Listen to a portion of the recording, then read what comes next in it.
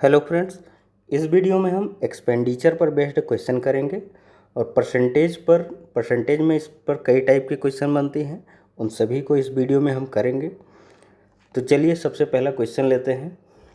यहाँ पर मैंने एक फार्मूला लिखा है, मूल्य को अगर हम खपत से गुणा करते हैं तो हमें कुल किया गया खर्च प्राप्त हो जाता है। ठीक, इस फार्मूले का हम यूज करेंगे। तो चलिए सबसे पहले क्वेश्चन देखते हैं। क्वेश्चन में दिया हुआ है, किसी वस्तु के मूल्य में 6 से ही 1/4% की कमी हो जाती है, इसकी खपत 10% बढ़ जाती है, तो इस वस्तु से होने वाली आय में प्रतिशत परिवर्तन ज्ञात करें। तो क्वेश्चन में बोला गया है कि मूल्य 6 से ही 1/4% कमी हो जाती है मूल्य में। तो यहाँ पर 6 से ही 1/4% की अगर हम फ्रैक्शन निकालें तो 25/400 यानी कि 1/16 हो जाती है। ठीक है, तो अगर प्राइस इनिशियली 16 यूनिट थी या फिर बोले कि 16 रुपये पर किलोग्राम वस्तु का मूल्य था, तो 1 यूनिट की कमी होगी तो कितना हो जाएगा, 15, यानी कि 15 रुपये पर किलोग्राम। ठीक है, आगे क्वेश्चन में बोल रहा है कि इसकी खपत 10% बढ़ जाती है। ठीक, खपत यानी कि क्वांटिटी। अगर पहले 10% मतलब 10 वस्तुएं पहले बिकती थी, तो अभी क्या होता है, 11 वस्तुएं बिकने लगती हैं, क्योंकि 10% की फ्रैक्शन होती है 1/10। यानी कि अगर क्वांटिटी इनिशियली 10 थी तो अभी कितनी होगी, 1 यूनिट ज़्यादा होगी, यानी कि 11 यूनिट। तो पहले 10 वस्तुएं बिकती थी, अभी 11 वस्तुएं बिकती हैं मूल्य घटने के बाद। तो अगर हम यहाँ से पहले की आय निकालें, प्रारंभिक आय, तो अगर हम प्राइस को क्वांटिटी से मल्टीप्लाई करेंगे तो यहाँ पर हमारा 16 × 10 आ जाएगा, और मूल्य घटने के बाद की आय होगी 15 × 11। तो यहाँ से हमें एक्सपेंडिचर का रेशियो निकल के आ जाएगा 32:33, यानी कि आय में कितनी वृद्धि हुई, 1 यूनिट की। किस पे वृद्धि हुई, 32 पे। प्रारंभिक आय हमारी 32 है, उसी में इंक्रीमेंट हुआ। यानी कि अगर मुझे परसेंटेज चेंज निकालना है तो 1/32 को मैं 100 से मल्टीप्लाई कर दूँ, तो यहाँ हमारा आंसर आ जाएगा 3 सही 1/8%। ठीक है, तो यही हमारा आंसर हो जाएगा। यहाँ पर एक कॉन्सेप्ट समझने की ज़रूरत है कि जहाँ पर भी प्रोडक्ट की बात होगी, जैसे कि यहाँ प्राइस इनटू क्वांटिटी की बात हो रही है, तो ये एक प्रोडक्ट की फॉर्म में है। ऐसे बहुत सारे फार्मूले होते हैं, जैसे आयत का क्षेत्रफल लंबाई गुणे चौड़ाई। ठीक है, और भी बहुत सारे फार्मूले होते हैं, जैसे कि दूरी बराबर चाल गुणे समय, ऐसे ही कार्य बराबर होता है रेट इनटू टाइम। तो जहाँ पर भी ऐसे फार्मूलों की बात होगी, वहाँ पर हम सक्सेसिव परसेंटेज का कॉन्सेप्ट लगा सकते हैं। यानी कि पिछले वीडियो में हमने सक्सेसिव परसेंटेज पर कई टाइप के क्वेश्चन किए थे, तो यहाँ पर भी हम सक्सेसिव परसेंटेज लगा सकते हैं। वहाँ पर हमने एक मेथड सीखा था a + b + ab/100, तो हम पिछले क्वेश्चन में भी लगा सकते थे, क्योंकि जहाँ पर भी प्रोडक्ट फॉर्म की बात होगी वहाँ पर सक्सेसिव परसेंटेज काम करता है। तो चलिए अगले क्वेश्चन में यूज करेंगे हम। क्वेश्चन में दिया हुआ है, किसी वस्तु के मूल्य में 25% की कमी हो जाती है और इसकी खपत 30% बढ़ जाती है, तो इस वस्तु से होने वाली आय में प्रतिशत परिवर्तन ज्ञात करें। तो क्वेश्चन में बोला गया है कि मूल्य में 25% की कमी हो जाती है। 25% की फ्रैक्शन होती है 1/4, यानी कि अगर प्रारंभिक मूल्य 4 रुपये पर किलोग्राम होगा तो 1 यूनिट की कमी होगी उसमें, तो कितना हो जाएगा, 3 रुपये प्रति किलोग्राम। आगे बोल रहा है कि इसकी खपत 30% बढ़ जाती है। 30% की फ्रैक्शन होती है 3/10, यानी कि अगर पहले 10 वस्तुएं बिकती थी तो मूल्य घटने के बाद 3 वस्तुएं ज़्यादा बिकने लगी होंगी। यानी कि पहले अगर 10 वस्तुएं थी तो अभी कितनी होंगी, 13 वस्तुएं। यानी कि अगर पहले 10 किलोग्राम की बिक्री हो रही थी तो अभी 13 किलोग्राम की। तो यहाँ पर आय कितनी हो जाएगी, पहले की आय 40 होगी। चार प्राइस को अगर हम क्वांटिटी से मल्टीप्लाई करेंगे तो 4 × 10 यानी कि 40, और अभी आय कितनी होगी, 3 × 13 किलोग्राम यानी कि 39 किलोग्राम। तो यहाँ से हमें एक्सपेंडिचर का रेशियो 40:13 39 निकल के आ गया। तो हम देख पा रहे हैं कि यहाँ पर 1 यूनिट की आय में कमी हुई है। ठीक, तो कमी किस पे हुई? 40 में, यानी कि प्रारंभिक आय में।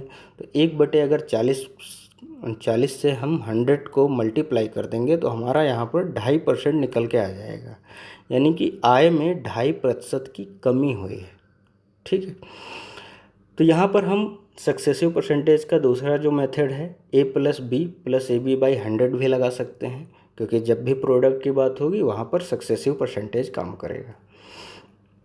तो यहाँ जैसे A+B+AB/100 में हमें वैल्यू पुट करनी है, तो A की वैल्यू हो जाएगी 25 और B हो जाएगा 30। यहाँ पर एक बात ध्यान देनी है कि जहाँ पर कमी होगा वहाँ पर हम उसको माइनस में लेंगे और जहाँ पर बढ़ोतरी हुई होगी उसको हम प्लस में लेंगे, यानी कि A की वैल्यू होगी -25 और B की होगी +30।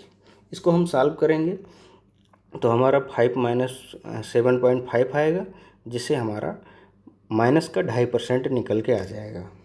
तो देख लीजिए आंसर सेम आ रहा है, पर इससे हमें समय कम लगेगा और इसको हम वर्बली सॉल्व कर पाएंगे। तो चलिए अगला क्वेश्चन लेते हैं। ये 2 मेथड हो गए। अगला क्वेश्चन है, चीनी के मूल्य में 20% की वृद्धि हो जाती है, तो चीनी के खपत को कितना प्रतिशत कम करना होगा ताकि चीनी पर खर्च अपरिवर्तित रहे।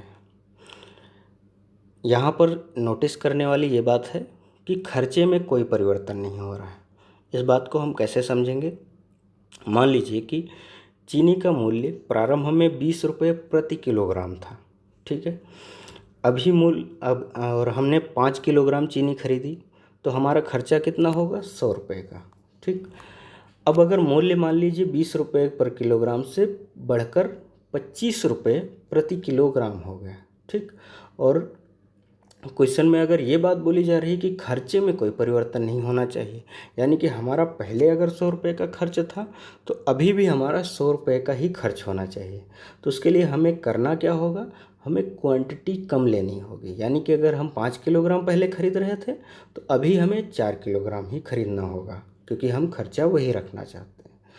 तो अगर मैं यहाँ पर प्राइस का रेशियो निकालूँ तो 20 और 25 के बीच का, तो इसको और अगर हम सिंप्लीफाई करेंगे तो ये 4:5 आ जाएगा। 5 से दोनों कट जाएंगे। अब देखिए यहाँ पर क्वांटिटी का क्या रेशियो है? 5:4, 5 किलोग्राम है पहले और फिर 4 किलोग्राम। तो आप यहाँ पर देख सकते हो कि प्राइस के रेशियो का ठीक उल्टा क्वांटिटी का रेशियो है, यानी कि अगर मुझे क्वांटिटी का रेशियो पता हो तो मैं प्राइस का पता कर सकता हूँ, प्राइस का रेशियो पता हो तो क्वांटिटी का पता कर सकता हूँ। ये कब होगा? जब खर्चे में कोई चेंज नहीं हो रहा होगा, तब हम ऐसा कर पाएंगे। तो क्वेश्चन में बोला गया है कि 25% चीनी के मूल्य में वृद्धि हो जाती है, यानी कि 25% की फ्रैक्शन होती है 1/4, यानी कि अगर प्रारंभ में 4 रुपये पर किलोग्राम चीनी का मूल्य था तो अभी वृद्धि के बाद कितना हो जाएगा? 5 रुपये प्रति किलोग्राम। ठीक, अब चूंकि क्वेश्चन में बोल रहा है कि खर्चे में कोई परिवर्तन नहीं करना है, तो क्या होगा? यहाँ पर हमें क्वांटिटी का रेशियो फिर प्राइस के रेशियो का उल्टा मिल जाएगा, 5:4। ठीक, क्वेश्चन में पूछा गया है कि कितने प्रतिशत की क्वांटिटी में कमी हुई, तो आप देख रहे हो क्वांटिटी 5 से 4 हुई, यानी कि 1 यूनिट की कमी हुई। तो 1 यूनिट की कमी किस में हुई? प्रारंभिक क्वांटिटी में, यानी कि 1/5, और 1/5 को अगर मैं 100 से मल्टीप्लाई करूँगा तो 20% हमारा आंसर आ जाएगा। तो क्वेश्चन बहुत आसान है अगर हमें कॉन्सेप्ट पहले से पता हो। चलिए अगला क्वेश्चन इसी कॉन्सेप्ट पर बेस्ड करते हैं। क्वेश्चन में दिया हुआ है, सरकार ने चीनी के मूल्य को 10% घटा दिया, इसके कारण एक ग्राहक 837 रुपये में 6.2 किलोग्राम चीनी अधिक खरीद सकता है। तो कमी के पश्चात प्रति किलोग्राम चीनी का मूल्य क्या है? यानी कि चीनी का मूल्य घटा है, तो घटने से पहले मूल्य कुछ और रहा होगा और बाद में कुछ और रहा होगा। तो घटने के बाद हमें मूल्य पता करना है कि कितना है। तो मूल्य के लिए हमको क्या चाहिए? प्राइस इंटू क्वांटिटी बराबर होता है एक्सपेंडिचर, यानी कि मैं खर्चे को अगर क्वांटिटी से डिवाइड कर दूं तो तो मुझे मूल्य पता चल जाएगा। अब खर्चा तो मुझे पता है कि 837 का हो रहा है, तो मुझे ये बात पता करनी है कि मूल्य घटने के बाद खर्च क्वांटिटी कितनी यूज की गई है। ठीक, तो हमें क्वांटिटी से पता लगानी है। अब देखिए क्वेश्चन में बोल रहा है कि 837 रुपये में 6.2 किलोग्राम वो ज़्यादा खरीदने लगा। इसका मतलब ये है कि अगर प्रारंभ में वो x किलोग्राम खरीद पा रहा था 837 रुपये में चीनी, ठीक है, तो मूल्य घटने के बाद 837 रुपये में ही वो 6.2 किलोग्राम ज़्यादा यानी कि x + 6.2 किलोग्राम चीनी ज़्यादा खरीद पा रहा है। यहाँ से आप फिर से आप देख सकते हो कि खर्चे में कोई बदलाव नहीं हो रहा है। तो इसका मतलब क्या है कि मैं प्राइस का अगर मुझे रेशियो पता हो तो मैं क्वांटिटी का रेशियो पता कर सकता हूँ। ठीक है, ठीक उल्टा उसका होगा। तो क्वेश्चन में दिया हुआ है कि चीनी के मूल्य को 10% घटा दिया है। तो 10% घटाने का मतलब है 10% की फ्रैक्शन होती है 1/10, यानी कि अगर प्रारंभ में चीनी का मूल्य 10 रुपये प्रति किलोग्राम है तो 1 यूनिट की कमी होने के बाद कितना होगा, 9 रुपये प्रति किलोग्राम। ठीक, अब खर्चे में कोई परिवर्तन नहीं हो रहा है तो क्वांटिटी का रेशियो क्या निकल के आएगा, 9:10 का। ठीक है, तो यहाँ पर क्वांटिटी में कितनी कमी हो रही है, कितनी बढ़ोतरी हो रही है, 1 यूनिट की। ठीक है, तो 1 यूनिट का, जबकि क्वेश्चन में क्या बोल रहा है 6.2 किलोग्राम वो ज़्यादा खरीदता है, यानी कि ये 1 यूनिट रिप्रेजेंट करेगा 6.2 किलोग्राम। अब क्वांटिटी हमें दोनों पे पता है, 9 यूनिट मूल्य बढ़ने से पहले था और 10 यूनिट मूल्य बढ़ने के बाद है क्वांटिटी। लेकिन हमें क्या चाहिए, बाद वाली क्वांटिटी चाहिए, क्योंकि हमें मूल्य बाद का पता करना है। ठीक, तो 10 यूनिट का अगर हम पता लगाएंगे तो 10 को मल्टीप्लाई करेंगे 6.2 से, तो यहाँ से ये 62 किलोग्राम आ जाएगा। यानी कि मूल्य घटने के बाद वो 62 किलोग्राम चीनी खरीदता है और ख़र्चा कितना करता है, 837 रुपये का। यानी कि अगर मुझे मूल्य का रेट मुझे पता करना है तो 837 से मैं डिवाइड कर दूं 62 किलोग्राम को, तो यहाँ से हमारा 13.5 रुपीज़ प्रति किलोग्राम आंसर आ जाएगा।